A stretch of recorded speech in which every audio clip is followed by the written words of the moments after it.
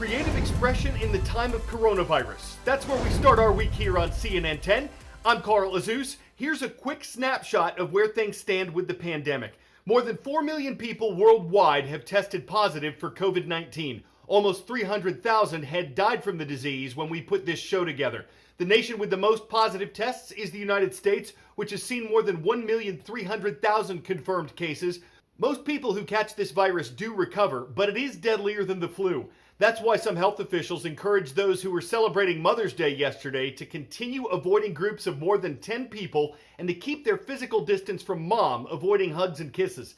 In California, health officials say a coronavirus patient who was coughing at a party recently spread the disease to more than 5 other people. The patient and at least some of the other guests were not wearing masks or keeping distance from each other.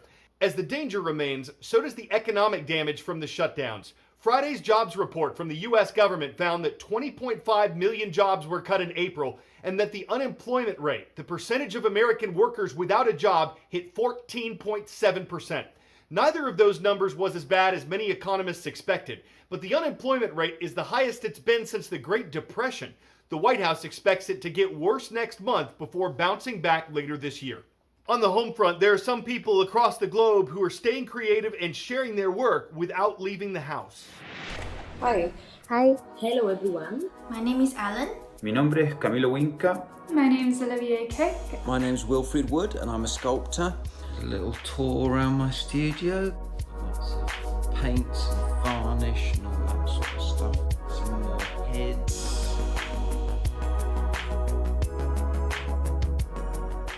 Esta pieza para mí significa una representación de cómo he pasado la cuarentena y cómo muchas personas lo han hecho, que es a través de las redes sociales, comunicarse con sus seres queridos. This particular piece tries to depict the anxiety that goes on in my mind during this uncertain period. For me, one of the ways I've dealt with being in isolation is by looking out of the window a lot. I always find it really comforting to hear other people and see other people. It gives me a sense that I'm not alone. Through this piece, I would like to highlight the good in our society that's helping us go through this together.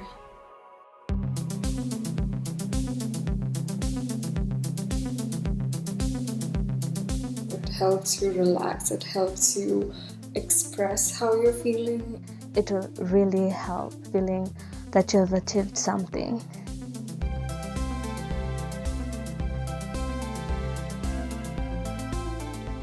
I've heard things like, I can't draw, I can't sing, I don't have any talent, as if there's a right or wrong way to be creative.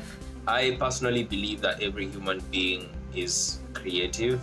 I think it's important to just start with something you think you'd enjoy and to enjoy the act of making as opposed to expecting a certain kind of result out of it. It's always the non-artists who come up with the most interesting things because they're not bunged up with preconceived ideas of what art should be or what they feel they should be doing. Creativity does not necessarily have to manifest itself through art. It can be through anything. It can be through how you cook. Cooking is being my salvation, actually in the kitchen.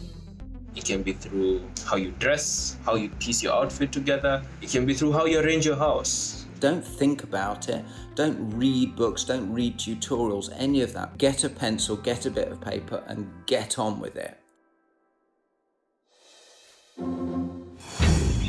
10-second trivia.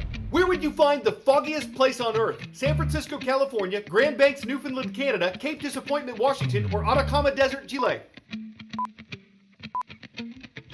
Maybe you had the foggiest idea that it's Grand Banks, Newfoundland, where 2 ocean currents meet. Have you ever walked through a cloud? Maybe driven through a cloud?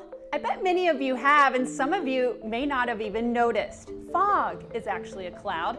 It's a cloud on the ground. And I'm going to show you how to make one. All you have to do is take a jar of very hot water. Now this is going to represent the warm temperatures near the surface. After a couple of minutes, pour out most of that water, leave a little bit in it, and then take a strainer with some ice cubes. This is going to represent the cool air mixing in. Set that right on top of that jar and watch what happens. Over time, as the difference in temperatures, that warm, moist air near the surface and that cooler air on top mix together, it's going to create your fog. It even gets a little bit denser as time goes on. And that's exactly what happens in real life.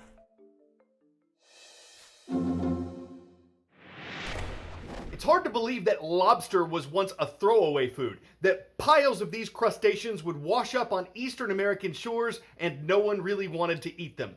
That changed starting in the 1880s, and now demand is so high that you can make a living both fishing for lobster and giving visitors to Maine small-scale tours of doing that.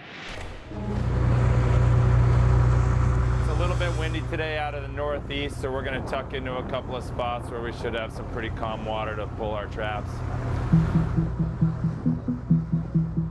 In a normal working day, a commercial lobsterman might try to pull in a full day as many as like 300 or 400 traps in a day. So if you came in with 300 or 400 lobsters, that might be a decent catch. In the summer and the fall, this time of year, on a nice day, it's perfect. In the winter and the spring, when it's cold, sometimes it's snowing, those are the challenging days. So there's the buoy. Now the rope goes around the winch, that's controlled by this lever right here, and that's going to hoist the traps up to the boat. All right, we got some lobsters in the first trap, and a couple of crabs.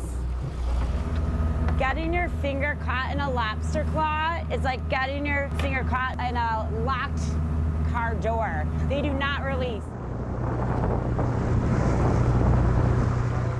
When I was a kid growing up, my next door neighbor was a lobster fisherman, so I started working for him as a summer job when I was 14. And I worked summers through high school, and then after high school I started lobstering year-round.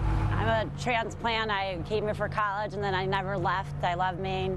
And Tom has always wanted me on the boat. It never worked out, and around 8 summers ago I said, okay, I'm ready. My mother-in-law's gonna watch the kids and I get to play on the boat all day. Started doing tours in the mid-90s when the state started putting restrictions on how many traps you could fish. So now we're going to change the bait. You'll see what the seagulls want. The people who come on our boat, this is what they do. We make them do the work. We're going to push them in. We're going to get them all lined up. He has a precise way of doing it. There goes the first one. 1, 2, 3, push. Thank you, Jill. You're welcome. I did it. 2 summers ago was my record. I ate lobster 21 days in a row. Yeah, so, and I wasn't even sick of it.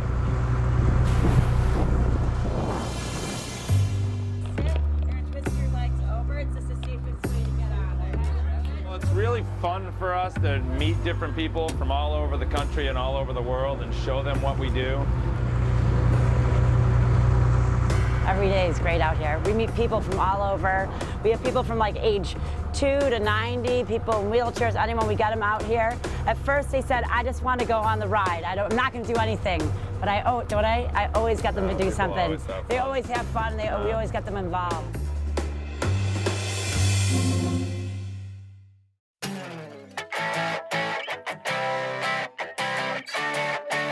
Something you may want in your yard, a bird bath. Something you don't want in your yard, a bear bath. Fortunately, this isn't a yard. It's a habitat at the Oregon Zoo, and splish splash, the bear's taking a bath.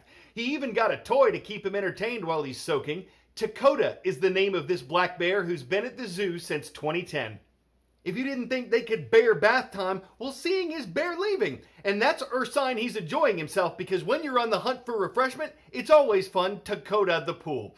I could carry on like this all day, but then I'd miss the chance to greet the Vikings of Tennessee High School. It's in Bristol, Tennessee. Thank you for commenting at youtube.com/CNN10. I'm Carl Azuz.